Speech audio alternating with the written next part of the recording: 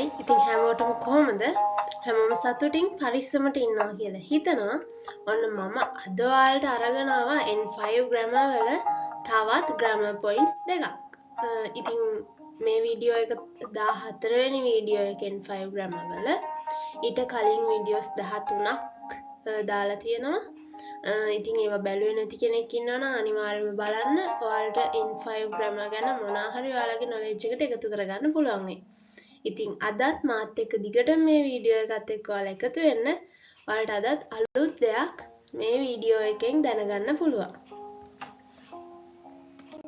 හරි. අද අපේ grammar point එක තමයි මෂෝ. මෂෝ කියන්නේ verb වල මම ඔයාලට verbs කියලා දෙද්දි කිව්වා අපි verbs යොදා ඉස්සලම ඉගෙන ගන්නේ must form එක කියලා. ඉතින් මේ must form එකයි මේ මෂෝ form එකයි කියන්නේ verb forms දෙකක්.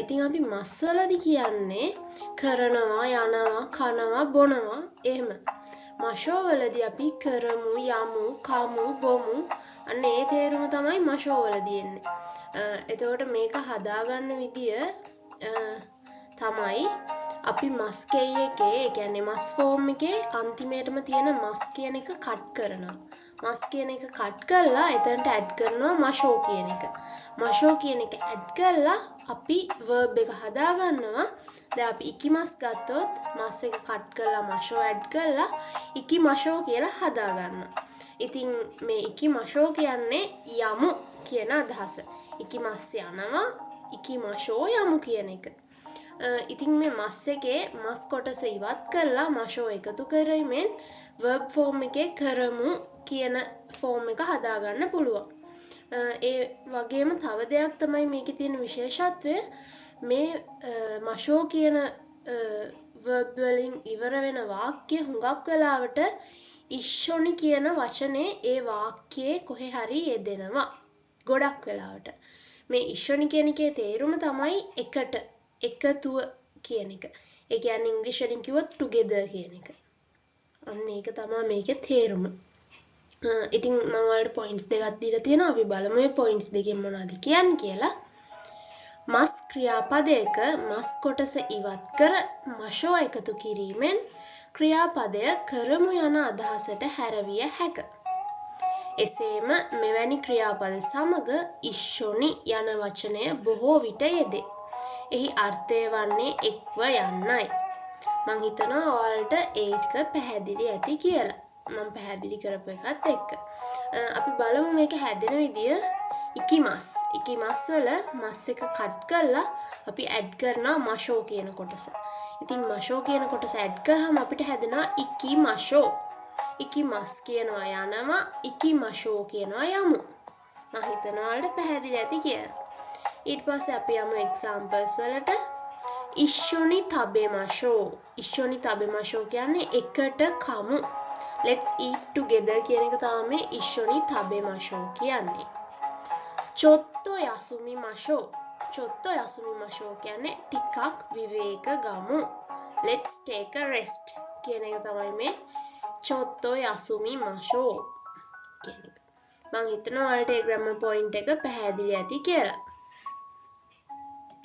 හරි මේ තමයි අද දෙවෙනි grammar point එක. මේකේ තේරුම මසෙන් කා. මේ මසෙන් කා කියන එක හැදෙන්නේ verb එකේ must form එකෙන් තියෙන verb එකේ must එක කට් කරලා අපි add කරනවා මසෙන් කා. එතකොට අපිට මසෙන් කා verb form එක හදාගන්න පුළුවන් example එකක් විදිහට අපි ගමු තබෙමස් කියන එක. තබෙමස් ගත්තාම අපි මස් අයින් කරලා මසෙන් කා add කරාම තබෙමසෙන් කා කියලා අපිට හැදෙනවා. දැන් මේ මසෙන් කා ඇඩ් කරාම අපිට එන්නේ කනවද කනවද කියන එක කමුද කියලා තමයි හැදෙන්නේ. තබෙමස් කා කියන්නේ අපි කනවද කියලා අහන එකනේ. එතකොට තබෙමසෙන් කා කියලා හැදෙනවා කමුද කියලා. දැන් කමුද යමුද බොමුද සෙල්ලම් කරමුද ඔන්න ඔය විදිහට verb form එක හදා ගන්න ඕන අපිට මසෙන් කා කියන එක මස් verb form එකේ මස් එක කට් කරලා ඇඩ් කරගන්න පුළුවන්. ඒ වගේම තමයි මේ verb form එක කියන්නේ මේ විදිහට verb එක හදාගන්නේ මොකක් හරි කාට හරි කරන්න යෝජනා කරනකොට අපි මේක කරමුද කියලා හද්දි අන්න එතකොට තමයි මොකක් හරි යෝජනාවක් කරද්දා මේ මසෙන්කා ෆෝම් එක හදාගන්නේ. එතකොට මේකේ අර්ථය වෙන්නේ කරමුද කියන එක.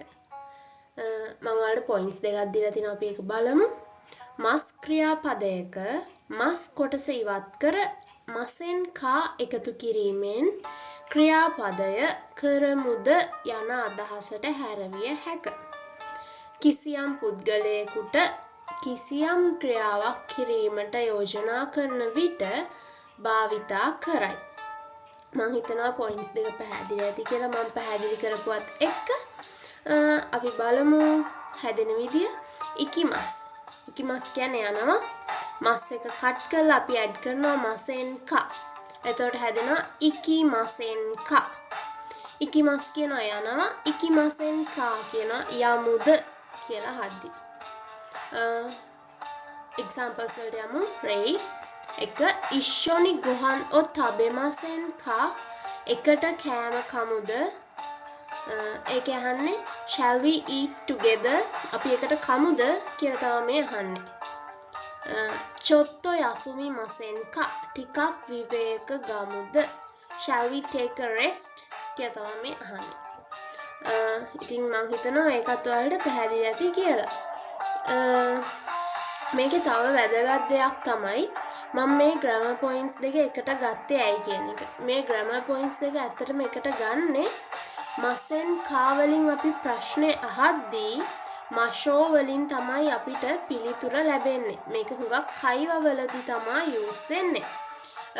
මෙහෙම example එකක් විදියට ගත්තොත් කෙනෙක් අහනවා අපි එකට කමුද කියලා. එතකොට B කියන කෙනා උත්තර දෙනවා හා අපි කමු.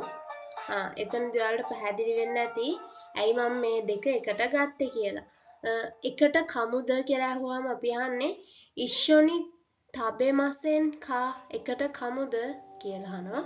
එතකොට ඊළඟ කෙනා උත්තර දෙනවා හා කමු. එතකොට ඒකෙන්නේ හයි තබෙමෂෝ කියලා.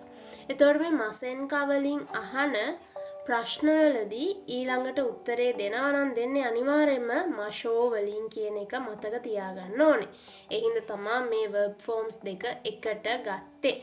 මං හිතනවා ඔයාලට පැහැදිලි ඇති කියලා. හරි. මේ තියෙන්නේ examples අපි බලමු. 1 tomodachi to ishoni eiga o mimashou යාළුවෝ සමග එකට චිත්‍රපටයක් නරඹමු. යාළුවොත් එක්ක එකට චිත්‍රපටයක් නරඹමු කියලා තමයි මේකේ කියන්නේ.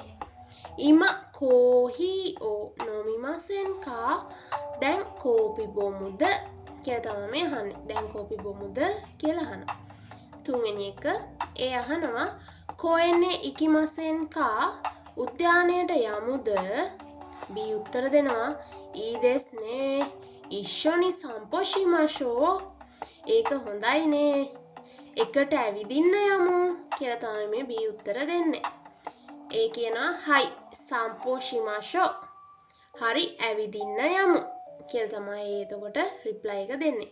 ඔයාලට මෙතන පැහැදිලි ඇති මම අර අන්තිමේටම කියපු පොයින්ට් එක මසෙන් කා වලින් ප්‍රශ්නයක් ඇහුවොත් උත්තරේ දෙන්නේ අපි මෂෝ වලින්.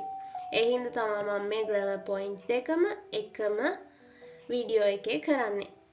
ඉතින් මං හිතනවා ඔයාලට මේක පැහැදිලි ඇති කියලා. හරි. ඉතින් දැන් අපි රෙන්ෂු එක කරමු. එතකොට ඔයාලට තවත් මේ grammar points පැහැදිලි වෙයි. ඉතින් ඔයාලා ටික වෙලාවක් අරන් වීඩියෝ එක පෝස් කරලා අනිවාර්යයෙන්ම රෙන්ෂු එක කරන්න. ඊට පස්සේ අපි උත්තර බලමු. හරි. අපි බලමු දැන් උත්තර. පළවෙනි එක තියෙන්නේ එකට ජපන් භාෂාව පාඩම් කරමු. ඉෂ්ෂොනි නිහොන්ගෝ ඔ බෙන්ක්‍යෝ ශිමාෂෝ. ඉෂ්ෂොනි නිහොන්ගෝ ඔ බෙන්ක්‍යෝ ශිමාෂෝ. 2 කොහෙන් හරි තේ බොමුද. දොකෝ කාදේ කෝචා ඔ නොමිමසෙන් කා. දොකෝ කාදේ කෝචා ඔ නොමිමසෙන් කා. 3 පවුලේ අය සමග එකට ඡායාරූපයක් ගමුද? කසොකුතෝ ඉෂ්ෂොනි ශෂින් ඔ තොරිමසෙන් කා. B උත්තර දෙනවා හා ගමු. හයි තොරිමෂෝ. 4 මේ ගැටලුව විසඳමු. කොන මොන්දයි ඔ කයිකෙත්සු ශිමාෂෝ. විසඳනවට අපි කියනවා කයිකෙත්සු ශිමස්. එතකොට විසඳමු කියලා හැදෙද්දි මස් අයින් වෙලා මෂෝ එකතු වෙනවා. කයිකෙත්සු ශිමාෂෝ කියලා හැදෙනවා. 5 ඒ අහනවා සතියන්තේ කැරොකේ බලමුද? ෂූමත්සුනි කරාෝකේ ඔ මිමසෙන් කා කියලා අහද්දි B උත්තර දෙනවා නියමයිනේ කීයටද? ඊ දෙස් නේ නංජි දෙස් කා. ඒ උත්තර දෙනවා පස්වරු 7ට යමු. ගොගෝ ශිචිජිනි ඉකිමෂෝ. B උත්තර දෙනවා හරි තේරුණා. හයි වාකාරිමාෂ්තා කියලා. මං හිතනවා ඔයාලට රෙන්ෂු එකෙත් පහම හරියටම කරගන්න පුළුවන් වෙන්නේ නැති කියලා. ඉතින් ඔයාලට රෙන්ෂු එකත් කරාට පස්සේ මේ ග්‍රැමර් පොයින්ට්ස් දෙක හොඳට තේරෙන්න ඇති. ඉතින් මේ ග්‍රැමර් පොයින්ට්ස් දෙකේ කොහේ හරි තේරුම් නැති තැනක් පැහැදිලි නැති තැනක් තියෙනවා නම් අනිවාර්යයෙන්ම කමෙන්ට් සෙක්ෂන් එකේ දාන්න. මම ආපහු ඔයාලට ඒ තැන පැහැදිලි කරලා දෙනවා. හරි එහෙනම් අදට මම මෙතනින් මේ වීඩියෝ එක එන්ඩ් කරනවා. ඉතින් මීට කලින් වීඩියෝස් බලපු නැති කෙනෙක් ඉන්නවා නම් අනිවාර්යෙන් බලන්න, කමෙන්ට්ස් දාන්න. ඔයාලා තව සජෙස්ට් කරන දේවල් තියෙනවා නම් අනිවාර්යෙන් මට කමෙන්ට් එකක් විදියට දාන්න. මම ඒව ඔයාලට අරගෙන එනවා. ඊළඟ දවසේ ආයේ අපි තවත් අලුත් ග්‍රැමර් පොයින්ට් එකකින් නැත්නම් කන්ජි පාඩමකින් මම හිතාගෙන ඉන්නවා ඔයාලට vocabularies ටිකත් පාඩම් 25 වෙන වෙනම දාන්න. ඒ ටිකත් අනිවාර්යෙන් ඉස්සරහට අරගෙන එනවා. ඒ වගේම මින්නන නිහොංග පොතේත් පාඩම් 25 වෙන වෙනම ටෙක්ස්ට් බුක් එකේ ඔයාලට පැහැදිලි කරන්න හිතාගෙන ඉන්නවා. ඒ වීඩියෝස් ටිකත් අරගෙන එනවා. ඉතින් අනිවාර්යෙන් පියුමි ක්‍රිෂාලි YouTube channel එක subscribe කරලා නැති අය subscribe කරලා මගේ වීඩියෝස් එක්ක එකතු වෙන්න.